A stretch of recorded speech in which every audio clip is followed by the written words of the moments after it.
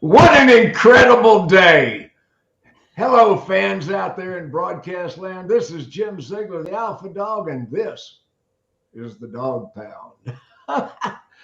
Okay, today we got a really great show. I've got some of the foremost experts in the world on the subject. If I had to create a BDC from scratch, now, I know a lot of people out there are not running with a BDC. A lot of people are still having the salespeople handle it. But if you're running with a BDC or you want to run with a BDC, Business Development Center, I like to call it a Business Communication Center, but what the heck? A Business Development Center. I was around when business development centers were born, when Stuker and Traver were creating all of that. I mean, it was originally a phone room. Pre-internet, we're talking the early 90s. But then we have a BDC. Our guest panelist today, a woman I've seen all over the internet, a woman who is a featured speaker at the upcoming Digital Dealer Conference, my friend April Simmons from Horne Automotive. Hello, April. Hi, Jim. Hi, Pound. How's everyone doing? Tremendous day. Tremendous day. Do you have any expertise in BDC? Just a teeny tiny bit. This is my 24th year in the business, and I've kind of done a little bit of everything. I started sales and the finance side, then went to the desk, then went to internet. So I kind of went a totally different route. But what ultimately happened was my general manager said, April, I keep hiring internet guys and they can't sell. You can sell. I need you to go learn the internet. And so that was really the first internet department that I built. And since then, I've built multiples from scratch. I've expanded and grown.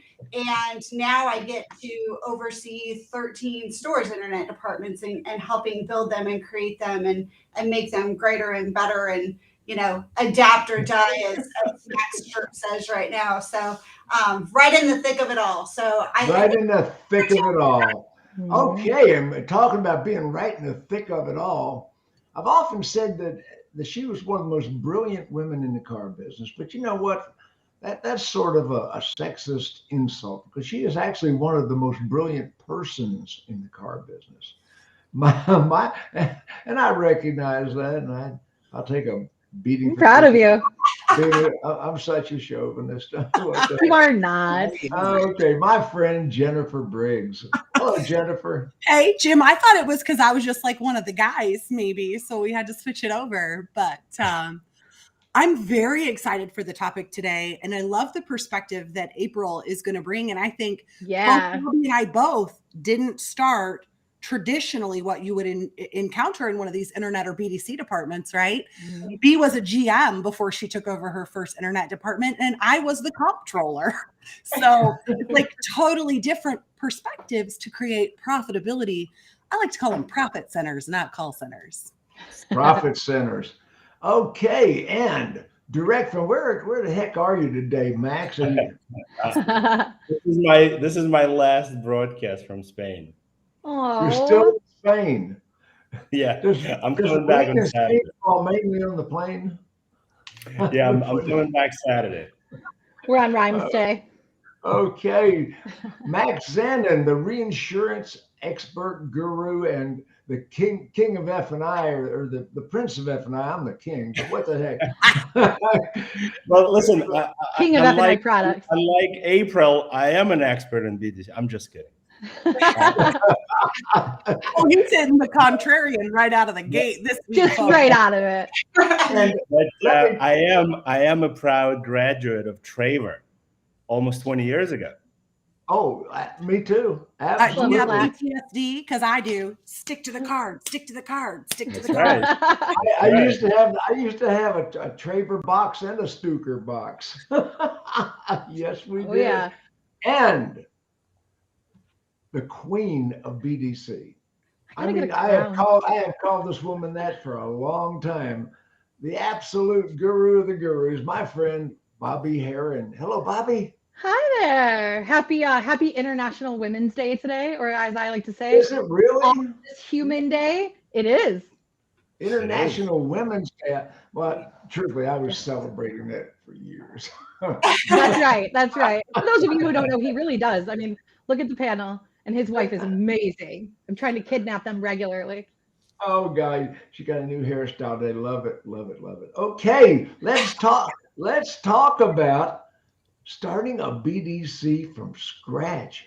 I mean, if you walk in, I'm going to give everybody a shot at this. So, first of all, I'll start with Bobbie, because I know you've done it quite a bit. You've done it for other companies that you didn't work for as a consultant. Tell me about when you walk into a dealership and the dealer says, hey, we're going to create a BDC from the ground up. What is the very first thing we do? The very first thing that we do is find out what their intention is with the BDC, right? We need a realistic understanding, because it's not the same for everybody. Some dealers will say, I want a higher closing ratio. And that's not what a BDC does. A BDC takes opportunities, they take leads, and they turn them into opportunities to create conversations and in-person opportunities to close more car deals. But in some stores, a BDC does close deals. So the first thing is finding out what the intention is of the dealership that you're starting to work with, followed immediately by the people, the process, and the technology in the store, because what works for one will not work for the other. Okay, so the first thing you're going to do is find out the dealer's intention. Yes. Now, right now, the dealer's intention is not going to be sales. It's probably going to be fixed operations and recruiting techs and you'd be surprised. Really? I mean, yeah, you'd be surprised. Yeah. It's always interesting to me because people say, Bobbie, you love a BDC. The truth is, I love to teach people to communicate with customers in a way that helps them trust us and want to give us an opportunity to sell them a vehicle, or as I say, put a dream in their driveway, right? And that's different in different dealerships, and it's different even now. People say, we have thousands of leads coming in and nothing is happening with them. But you take one glance through what they're doing and you think, would you talk to yourself? Right. And that's where we start, is what are you using? How are you doing it? How do you communicate with the people that are already on your team? And if you don't have a BDC, is a BDC even the right fit for you? Because it might not be. You might need a hybrid or none at all. Well, let's not do the whole course right now. Let's go to April a second. April, you just walked in a dealership. You don't know anybody. The dealer says, make me a BDC. What do you do? Well, like Bobbie said, the first thing is to find out what route are you going? Are you going with what we all consider the traditional BDC, which is, they're just answering the phone or answering the leads? Are they answering sales? Are they answering service? We actually operate with a traditional internet manager process for all of our stores. So we use actually Traver in a couple of our stores and fixed ops, and we have a BDC for fixed ops in a couple of our stores, but we operate that very differently than we do for our sales department. So our sales department, for us, it was easier to find and to staff true internet managers and groom people into those roles than it was to try to build what you guys may consider a traditional BDC. So then we got to put the math to it. So the first thing is, okay, did you decide which route you're going to go? But then you got to figure out how many people do you need? How many opportunities do you need? I mean, the first part is all math in your goals. You gotta figure out what is the math to get you to where you want to be. Then you can start putting in a game plan for that. But another thing that okay, now you're going beyond the question. You're going into the second question. Now, oh man, you know us strong women, we just cannot not do it. Good job, girl. Okay, Jennifer, you just walked in a dealership, and I understand. A bird told me that you just started building a brand new BDC this week. Actually, the gal you just popped the comment up is who I was training today in a brand new installation of a non-traditional BDC. We could talk about that a little bit later in the show, but I start with the numbers because I find a lot of dealers actually don't know why or what they want that department to do. They just know they're struggling and their sales teams aren't performing in the way that they want to do. So they know they need help. So I actually start with the numbers and we take a look at website traffic, leads, call volumes, usage in the CRM, and their sales performance. And I'm actually looking at this, comparing it to inventory volumes and days to market and their acquisition strategies, because I can't help you sell any cars if you don't got any cars. You know what I mean? Yeah, and especially if you have to do built to order, which even limits your inventory more, even when things return back to normal. Max, Yeah. do you have any input at this point?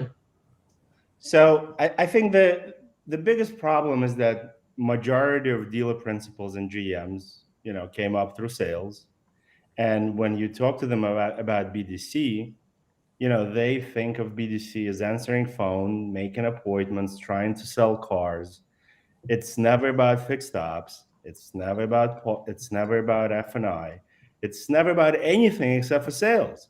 And in this environment, right, like Jennifer said, do you really need a BDC if you got no cars to sell?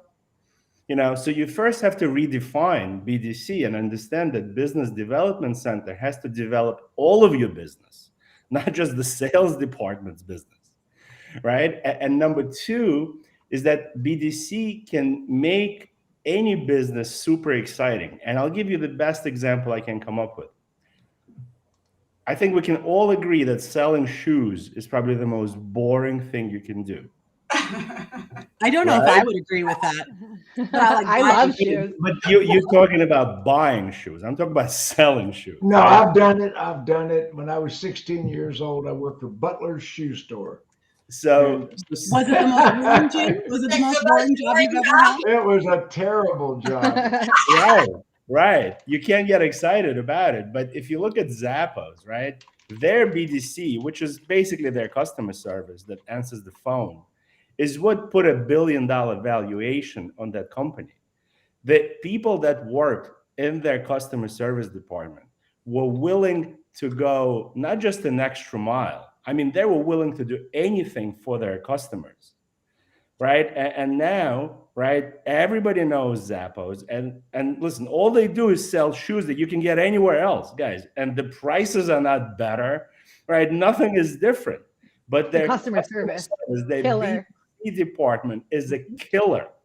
And if dealers read the book, it's called Delivering Happiness. It was written by the CEO of Zappos, right? They would understand that a properly run BDC department can do miracles in a dealership.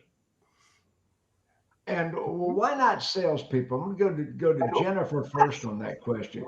Well, why do we not have salespeople answering the phones and well, doing to be the honest with leads you, Jim, it's because we as leaders, for some reason, have a hard time holding our salespeople accountable. Let's be perfectly honest, because they are capable with the right type of guidance and leadership and the proper process and training put in place.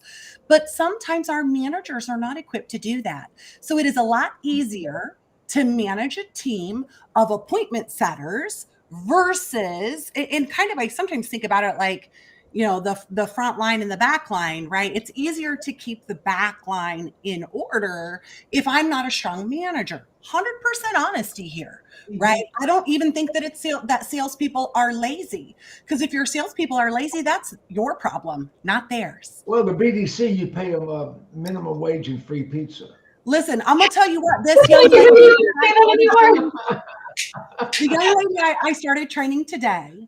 And she is going to be a vehicle acquisition specialist. And she is not setting appointments on the internet. She is acquiring inventory so we can close more deals. And her pay plan has her projected, based off of the current opportunities we have, to be hitting somewhere between $5,000 and $9,000 a month. I Doing think what? so. I'll take that job.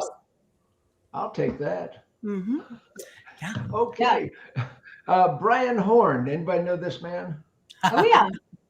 Okay, Brian, I'm finding most BDC is going hybrid and non-traditional, focusing on fixed ops and customer satisfaction with no cars to sell. And he's a dealer principal, I believe. With no cars to sell, our profitability is based on surveys and fixed operations. The few cars we have sell themselves anyway. Pretty good observation. I don't see a question there. It's an observation, and I think it's pretty accurate. Yeah. Jump in on that. I think what Brian is saying, and I think this is not just an inventory shortage situation, because I've said this the whole time. A business development center is supposed to be developing incremental business for your store, not just handling inbound like a triage or the Dutch boy with his finger in the dam on internet and phone ups. And it was great. And I will tell you what, I broke out this morning my old school Jerry Linsky phone script when I was training. No. Oh, yes, I did today, because it's powerful for acquiring inventory. When I started, and we were talking about Traver training, but the group I worked for, I mean, we had Traver training, but we also hired Jerry Linsky. Some of you may remember him. And he trained us to call out of the phone book back when that was legal. Like, we were calling out of the phone book, everyone on the floor, setting 50 appointments a day out of like 15, 17 people on average out of a phone book. I didn't know anybody else remember Jerry Linsky. Oh, yeah. We had him up at McDonald's. Oh, my Do you remember God. the old Auto Group in Saginaw, Michigan? We had him come out. Oh, my gosh. Yep, we did Bob King too. Do you remember the old school printers? I remember the first time we started doing this, and it was in a Ford store. We had these old school service printers. We didn't have a CRM or a database online. We printed everything from service on the old printers, and everybody called through line by line by line to see how a service experience went. And that was how we turned that into incremental business, was starting with service. It's always amazing to me now. It's so much easier. It's so much easier to really granularly have a good database at your fingertips. And we act like it's really difficult. And the truth is, and there's no shame in this. So for the dealers listening or the sales managers listening, I'm not chastising you. I just want you to be honest with yourself and say, the skill set that you have developed with your salespeople, you have or you haven't, it's not always the same as what it's going to look like for a BDC. The biggest difference is the rejection and the repetitiveness that you face daily sitting behind a computer screen. That's not often the same person. But if you start with communication and you teach people how to actually listen and not to reply, you'll be amazed how easy it is to build trust with a customer. Unless you teach them to do that and then you do the opposite when they come in for an appointment at the desk, in which case your closing ratio will drop. Yeah. You have to be one team working in one direction and balancing each other. Sales meetings, all that stuff, they have to go hand in hand. If they don't, you're two separate teams and it causes a problem every single time. April, what is the second thing that I'm going back to the core subject of this broadcast? What is the second thing? I'm loving all the comments I'm getting, but what is the second Necessary. Well, the thing second. we came in? What is the deal we want to achieve? Well, the first thing is that dealers are really easy, right? They just want to make more money. I mean, that's the end of the day. Is it's very, very simple. They just don't know how to get from here to there, and unfortunately, they usually listen to the wrong people. Typically, listening to vendors or OEMs or different people like this who are telling them how to do things, and they're not in the real world. They're not living in the real world. And I usually kind of go the opposite. Again, I don't really do a traditional BDC even. We kind of have internet managers that we train up. And people ask me all the time what my secret sauce is. How do you just go in and month one explode? And it's really very simple to me. I take what I learned on the retail floor, which was meet and greet, sell yourself, sell the dealership, build rapport. Select the vehicle, present the vehicle, demonstrate the vehicle, TO to finance with a quality turnover, write up and negotiate the deal, deliver the car the way the factory wants the car delivered, or road to the sale. Right. Okay. You might have done this before. Guess what? You can do all those things here and here.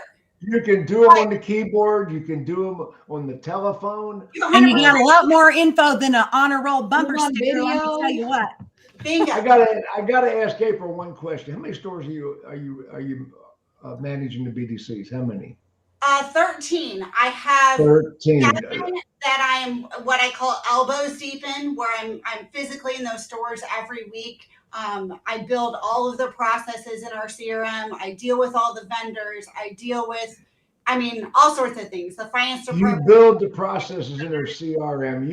You and Jennifer are going to be great friends. Let me ask the question I'm leading to. The question I'm leading to: are they all the same type of BDC doing the same type of business? Are these BDCs all the same? Could you walk into one and it's the same as the other one? Tell me No, what you're in doing. fact, I have two stores that actually share virtually a parking lot, and they're completely different. And that's where I really fair warn dealers out there that, you know, they subscribe to things and they don't go get in the real world and actually see how things work. Perfect example to that is digital retailing, right? Like that's the buzzword of the year.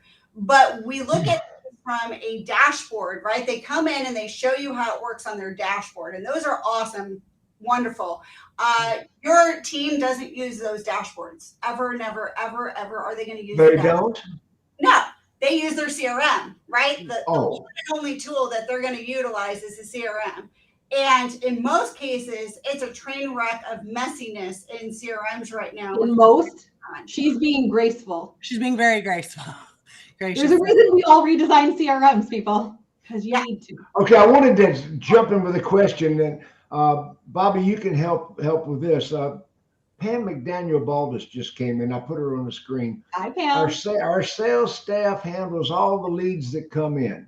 Now, in the old days, when it was phone rooms and minor BDC, I had a saying: I can't beat salespeople hard enough to stay on the phone and stay on the keyboard.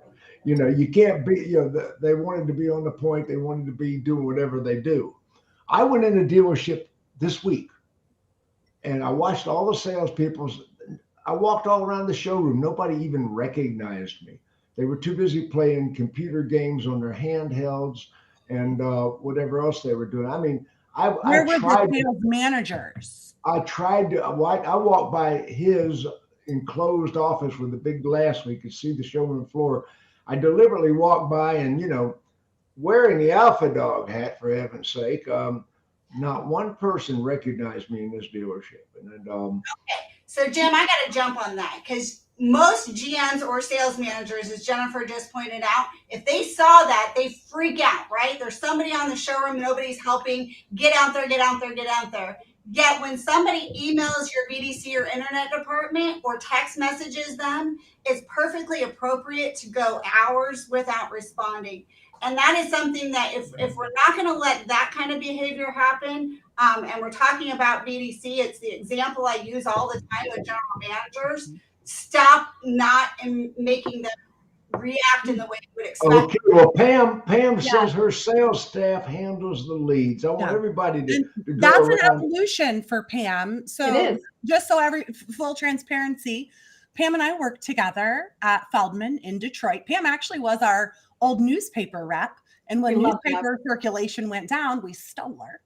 And so she had a traditional appointment setting department, but they made a shift. I think it was a year ago, right, Pam? You can tell us if that's correct, to where instead of her managing a team of appointment setters, they have designated sales people to handle it. And she manages them just like she would an appointment setter. So the key difference is here, we've not promoted up a great 30-car salesperson who doesn't know how to manage people. We've taken a department manager that knows how to run a business development center and put her in charge of the salespeople and made them accountable to her or him, whoever. We've got some really great. Well, on the other hand, Emma Caldwell says we transferred to sales handling all the leads 6 months ago. They started having sales to handle the leads. It was not working in their store, so they are now hiring a team and converting back to BDC. So I want to really be clear with this with people. Hi, Emma. I want to really be clear with this with people. A BDC does not work in every store. Neither does a hybrid and neither does a non. And we have people that you go to 20 groups, you go to conferences, you go to places and you go, oh, but they're doing it. It works great. And here's the truth of the matter. If your management team is incapable or unwilling to themselves learn how to train and hold accountable with a different standard of KPI, the team that is in place, it will not work. The same Explain KPI to build a BDC and you do not. Bobbie, explain KPI. People, we have a sure. lot of That's the metric in which you hold your team accountable. Your KPI is the metric that you use as a standard. So there's 100 different ones that you can use. The key performance indicator. Right. It starts with how many opportunities do I have? And then for me, where I'm a little different than like the OEMs that come out and say, oh, hey, you should be an 18% closing ratio. I say, what is the bucket of people you never were able to connect with versus the bucket of people that you made a connection with? And from there, we determine what your success ratio is, what training you need, and how you're going to come down from there. If you connect with somebody, did they set an appointment? Did they not? Did they show up? Did they not? When they showed up, what occurred? The bucket of people that you didn't connect with, and it's more than 60% in most stores, some are 70, some are 80 in some stores, is a lot of missed opportunity. And there's a huge opportunity right there to make a difference in your store. That's where I start. Oh, Tiffany, that's because nobody configured your CRM. 100%. I'm a huge fan of both Drive and Vin. But if you are on Vin right now and you need help, let one of us know. We all customize CRMs. That's not a sales thing. That's how we can give you some granular advice that's basic that will change the way you feel about that. But they are sometimes it's like 3 check boxes and it'll be way better. Yeah. Okay, I was tasked and started a BDC at our group 3 years ago. We now work 6 stores, and performance-wise, we do great. This is Dustin Smith. Okay, that's a great question. Oh, this gets Jennifer, pick up the third thing. What's the third thing? Now we're building a BDC from scratch, and we're getting a little diverted with the questions. But what is? Let's build a BDC. Let's tell the audience how we're going to build a BDC. So we've talked about, right, identifying the goals or the numbers where we're starting from, and then setting those goals based off of that. The next thing is to establish the process. Key right off of Tiffany's comment, you cannot institute a new department without new processes, and that takes customization of your systems. And one of the things that I loved that Bobbie did with her team at Garber, and I think that there are some CRM companies that have stolen this shtick from her, the give it a name thing. Because it creates a personal connection to the CRM. I tell people, listen, we are going to retrain your sales assistant. And they're like, wait, when did I get a sales assistant? Yep. A CRM properly configured is a sales assistant. But right now, straight out of the box, those software designers don't sell cars. They don't know how it's supposed to work. You have to customize that to support your sales strategy. So the third thing is establishing processes to help you achieve your goal. Do you know, Jim, one of the people often don't know this, and I'm going to say this because I can't stress it hard enough.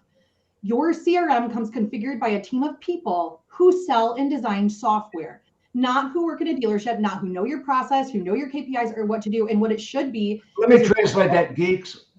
See it, right. And there's nothing wrong with that. We all have a place in something, but I can tell you that in my company, 90% of our business isn't building the BDC. It's fixing CRMs so that they match the process internally in the store to start, and then on that. Whoa. It is. Let me jump in a second. When I went into Motorworks in Barrington, Illinois, Motorworks is one of the most, if not the most successful Highline dealership in the world. Mm-hmm. They're selling 500 units a month with multiple brands. The showroom looks like a football field. Wait, now I'm going to go add mine up because I think I got more than 500 in my Highline stores. Oh, okay. Well, anyway, let me tell you the story. So I go in to Motorworks, and the owner called me, and I was in that store a lot. I brought in my own general manager. I flew a general manager in to be the general manager of the whole complex. A guy that I knew from Denver that I had trained up from a salesperson named CJ Romig. So I brought CJ all the way from Denver to. I didn't know that. Barrington. Yeah, I brought CJ in to run that store.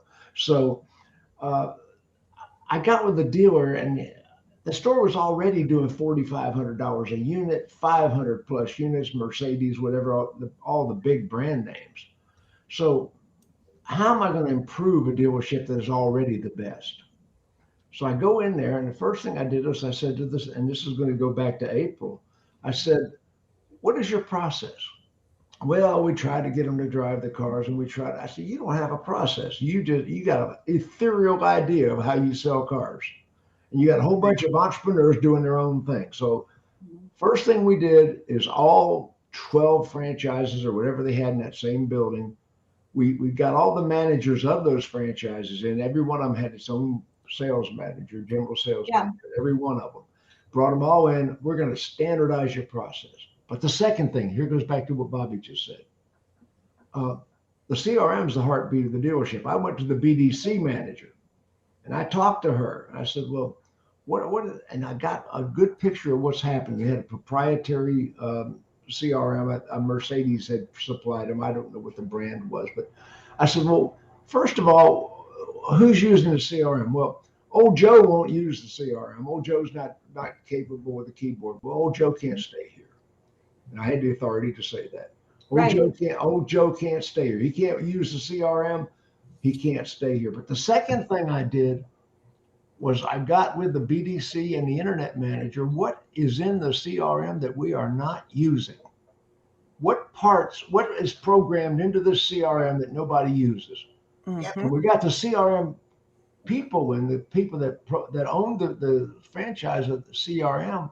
We want to take out everything we're not using. Anything in the CRM that we leave will be used 100%.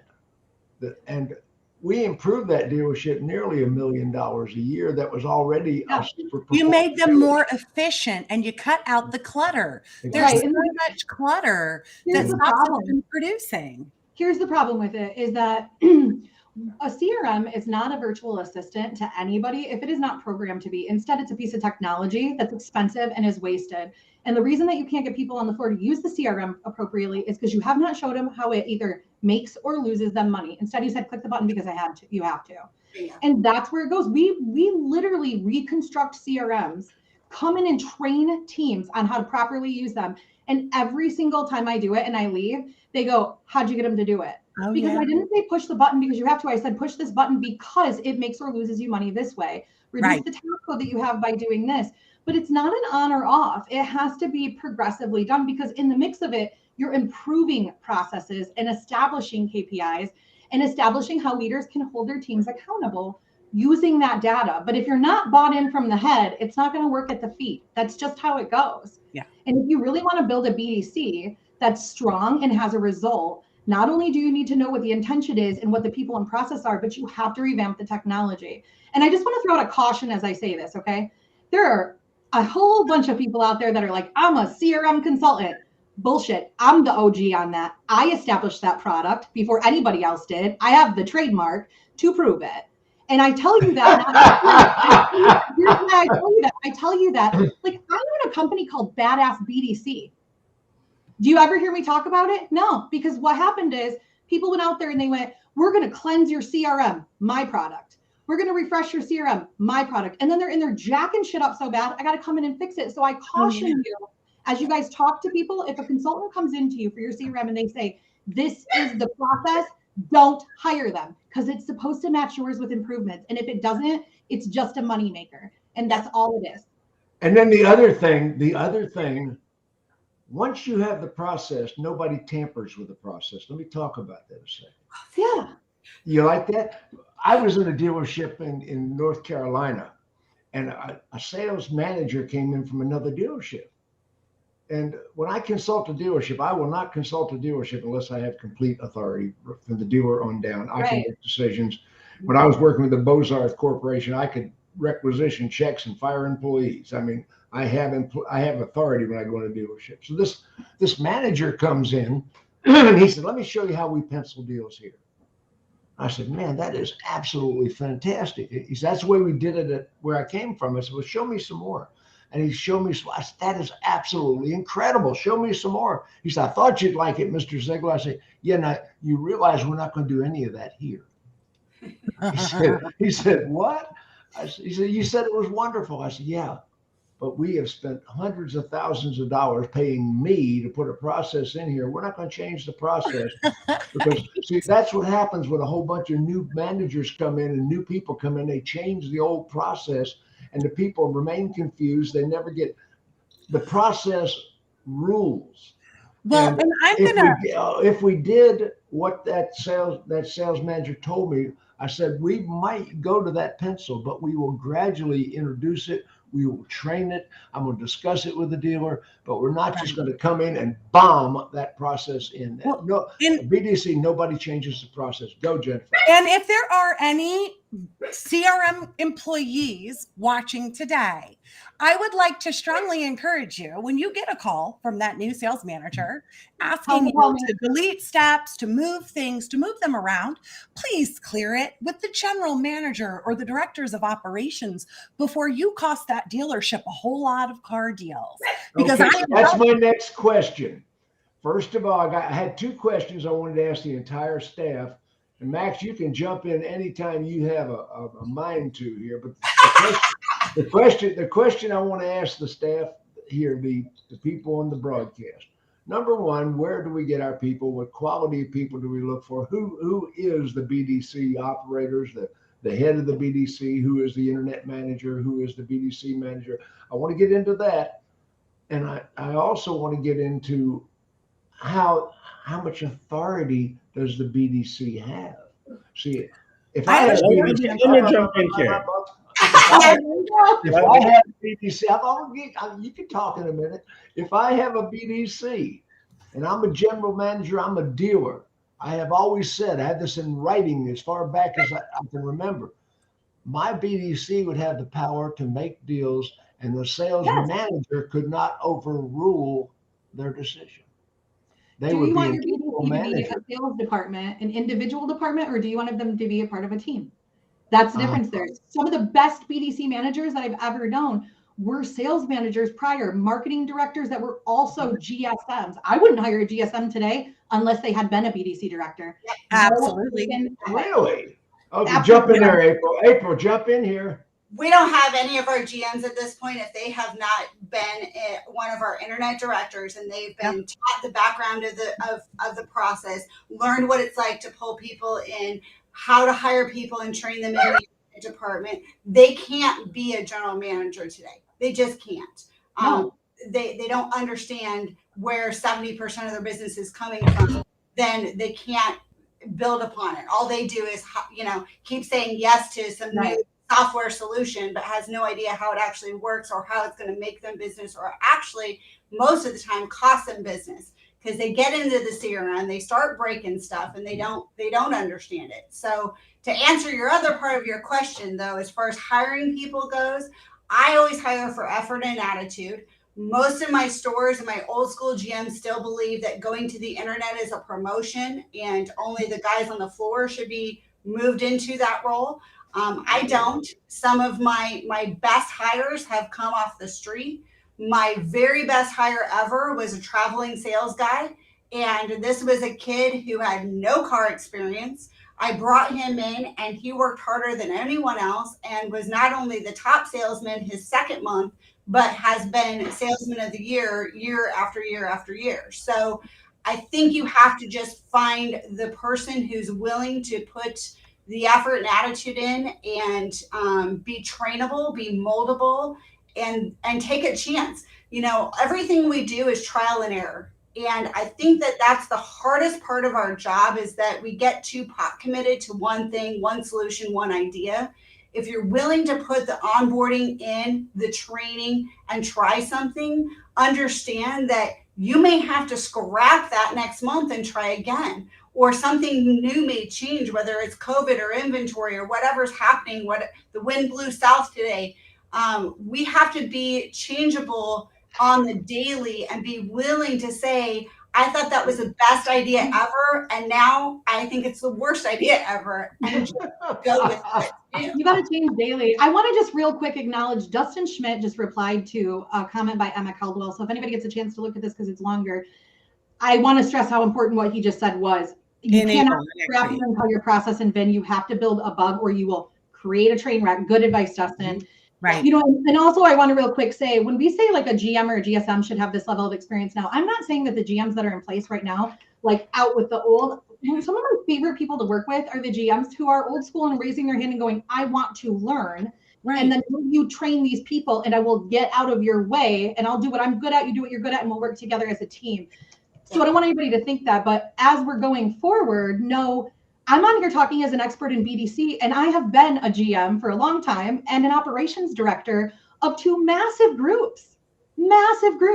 So when I say this, it's not opinion, it's experience to tell you that if everybody has this level of experience and or is willing to work together on it, you will create a dynamic team. If you have a manager in your BDC who was a sales manager and knows how to work deals, and you empower them to actually work deals, you will find that your BDC is no longer just about presenting opportunity. And now it becomes about having the option to do sales as well. It's a completely different dynamic, and not everybody's ready for it. That's okay. There's different levels to this. And I used to use my internet department as a training ground. And it was funny because 100%. everybody would always say to me, well, you're sending your best people out to the sales floor, Jennifer. That's not very smart. I said, oh, you mean I'm planting people that understand how to run their own business, prospect, use the CRM, communicate with our customers to develop more unit sales, whether it is finance products or declined work or cars.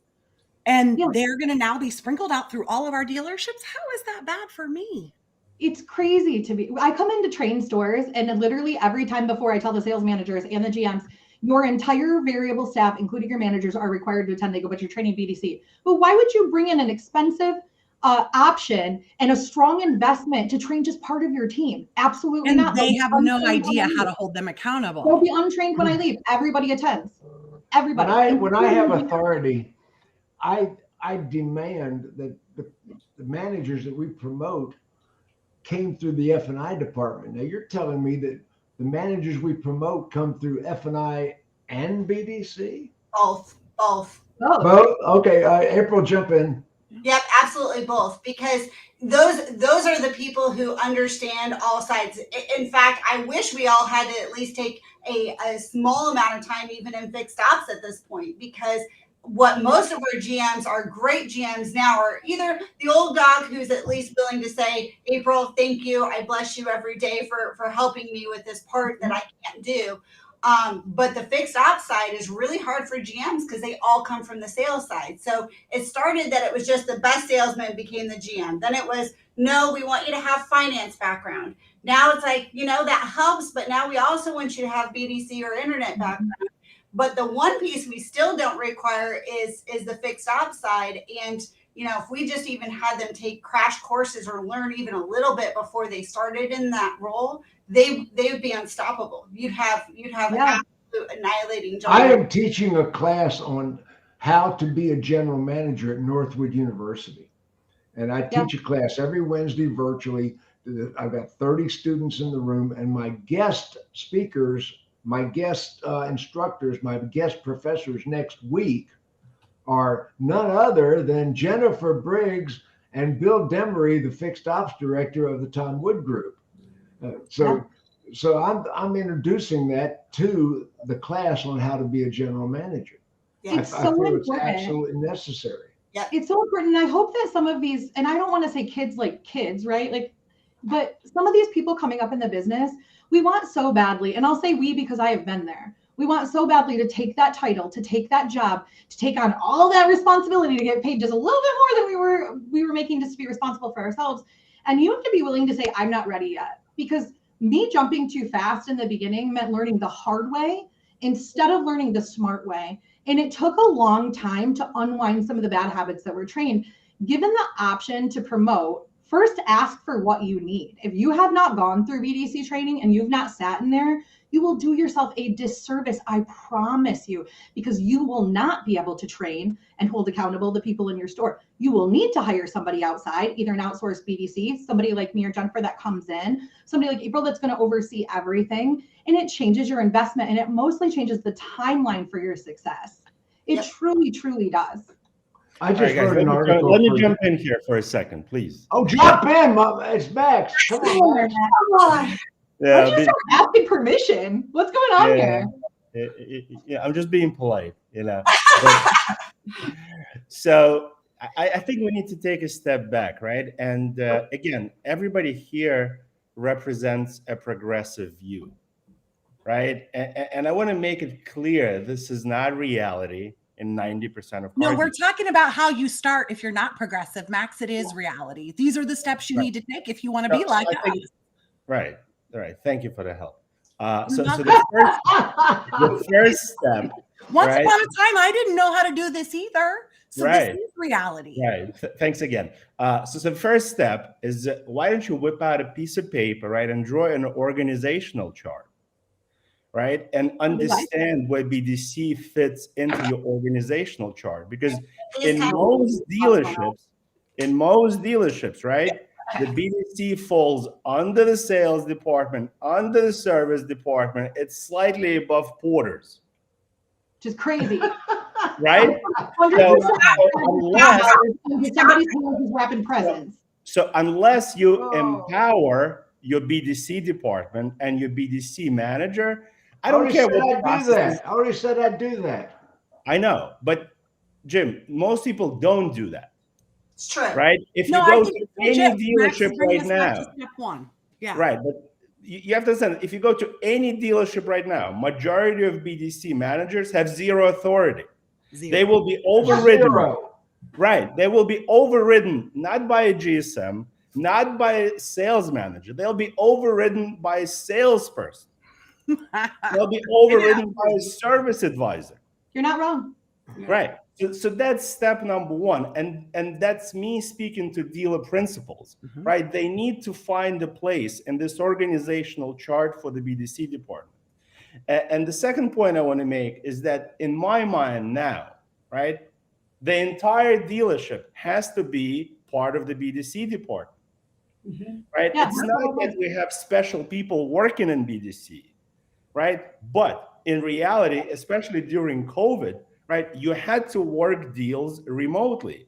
And how would you do that without an F&I in your BDC department? Right? So F&I is not excused from the BDC department.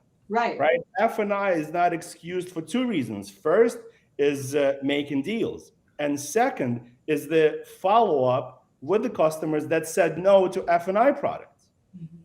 Right? And again, I guarantee you that 99% of car dealers have zero F&I post-sale follow-up conducted in their BDC or by their F&I department.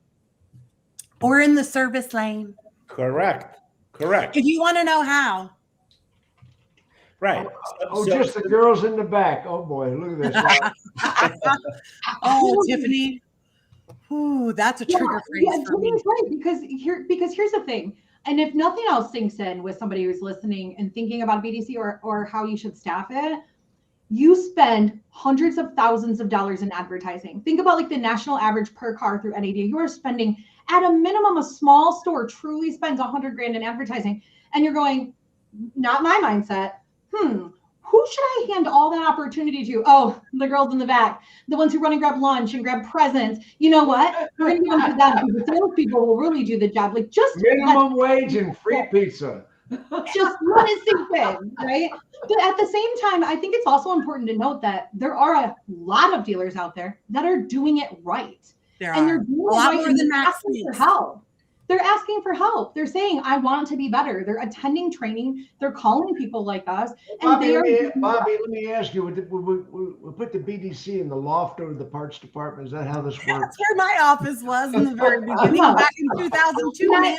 I mean, can I just say, we build these beautiful grand showrooms for the salespeople to sit in and customers walk in, and then we put a BDC who sits in front of a blue light screen all day. How do you get to the BDC? You go upstairs by the parts department.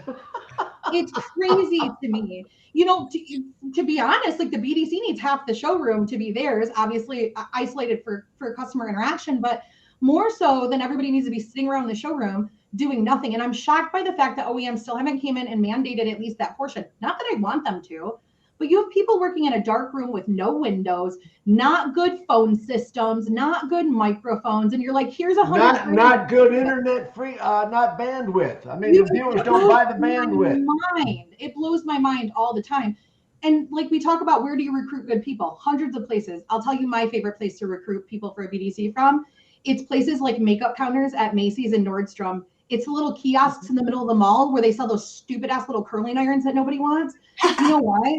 They work terrible hours right now. They're based on commission only. They're taught customer service and communication, and they never stop persisting. Have you ever tried to walk past a makeup counter as a man walking past? Like, have you just even tried it? Because it's like, whoa, like ninjas. They already have all the worst parts of what we fear, and they kill it.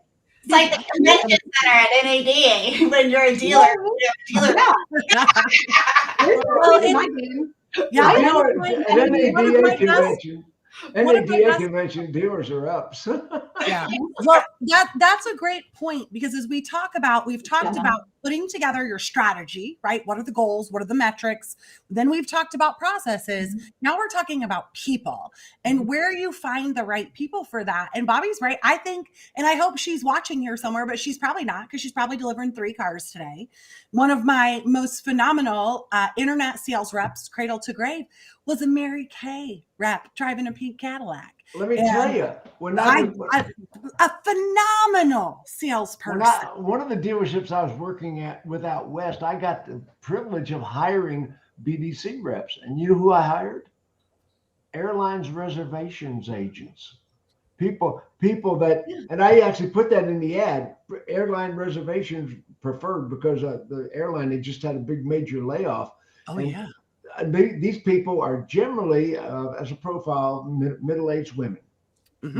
Your mom, my mom. They're used to working long hours, and they're used to phone skills, difficult customers. I mean, they've been trained. The airlines reservations agents were some of the best people we ever hired for BDC. Yeah, absolutely. Well, that happened in Michigan in 2011. Stop posting the same BDC rep ad everybody else does. Put the personality into it. So is phenomenal. And Jenna's on here commenting too, who's also phenomenal. Like, quit copying and pasting these ads. Build the persona of the person. Look at the screen. Look at the screen. Joel Casser, Joel. Yeah. Look what he said. Stop cutting and pasting the same ads everybody else uses. Absolutely right. Matt Raymond will tell you the same thing. Joel's brilliant. He should have been on the show today.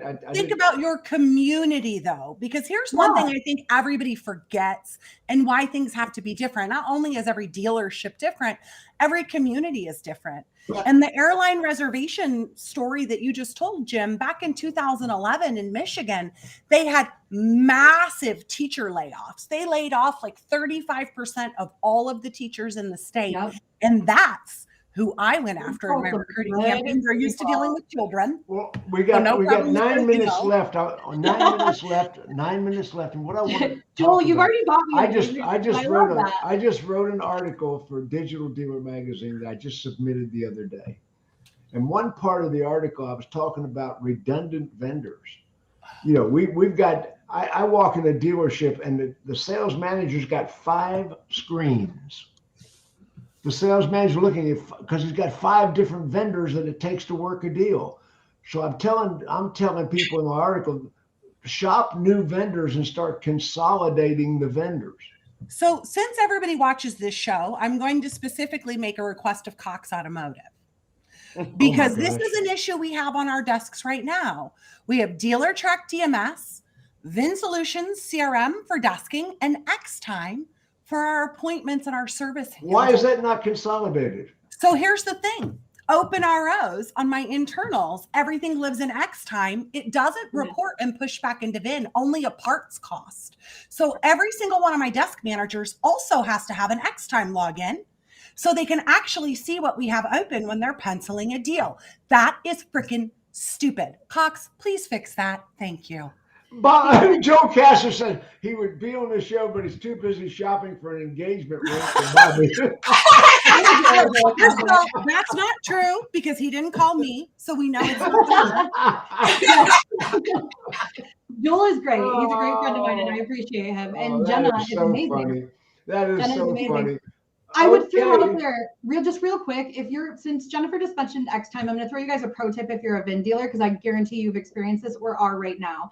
If you use X-Time and Vin Solutions right now, and you're coming into thousands of ROs every day that look like service leads or sales leads, and you're like, it does that. No, it doesn't. That's because your X-Time is set up on your service drive to push into your CRM every time they put a person in as an appointment. It's one phone call. Call and ask for it to stop. Only true appointments that are trying to be set on your site should be coming in. One phone call, it'll fix it. You're welcome. Fantastic. That makes it crazy. As we wind down the show, down to the last couple minutes, what have we not covered? April Simmons from Horne Automotive. What have we not covered? About 80% of it. So yeah, right. Just scratching the surface here, folks. Yeah. Completely. Should we do this show again? Yes. Yeah, you probably. Yeah, absolutely.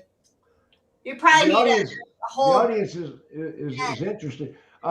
April, you're speaking in a panel group, or you're speaking at two different groups at Digital Dealer. What are you speaking about? The first one is speaking about pivoting. So the adapter die as the shirt there says, right? How do we pivot today? How quickly do we need to pivot?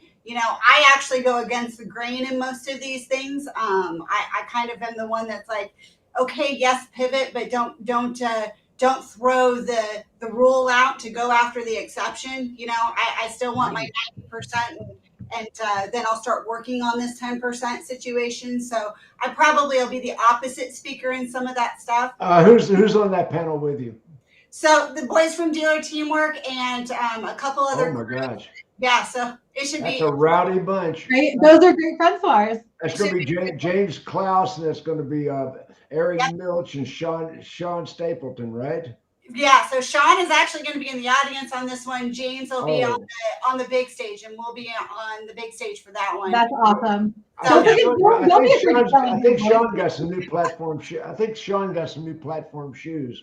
Oh my goodness! Probably because I'm going to wear my heels, so he can't. He doesn't want to. Sean Stapleton's been waiting his whole life for the remake of Wizard of Oz. James, I got your back, James.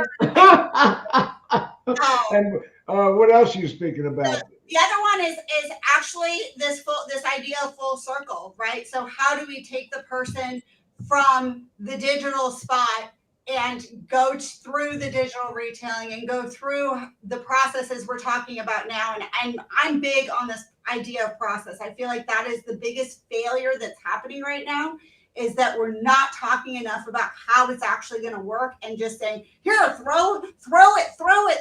We should have brought Max in earlier on this one. I mean, that's Max's forte. So, and then how do we get that all the way around full circle to the follow-up, the sales satisfaction, and now getting them into service? Who's on that panel with you? Service and so on and so forth. So I've got Lori Halter with me on that one. I've got Hannah Lifson and Denise Casagrande. So that's going to be a great panel. Super fun. Bunch of that's a strong herd of women there, let me tell you. Yeah, that's going to be a great panel. Okay. Yeah, it should be a lot of fun, but I hope to bring a lot to the table because I get really passionate about stuff, and panels can be hard for me sometimes because I'm like, just talk over everything. I'm in trouble every time.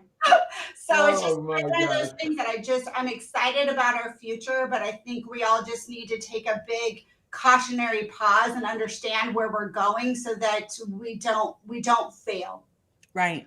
And guess what? I'm speaking at Digital Dealer. I'm so excited. I'm on the big stage too. I mean, they got me at 2:00. I didn't want the opening segment because all the people haven't arrived yet. It's true.